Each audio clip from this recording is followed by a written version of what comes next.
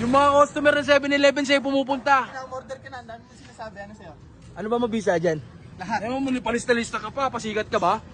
Para hindi natin makalimutan na siya yung mahal mo. Tanggapin di mo na ako kailangan. Sana naman inilabanan mo. Ano ka naman?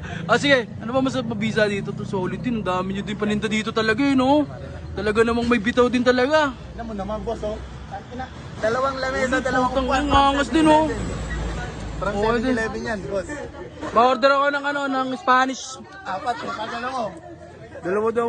Spanish bread. Spanish bread? Spanish latte pala. ba? Aray ko. Yaman. Spanish. Yung ano lang, yung 16 ounce lang kasi masyadong malaki yung 22. Di ko kaya, baka di ako makatulog. Ayun nga yung dahilan eh, ba't ka magkakape?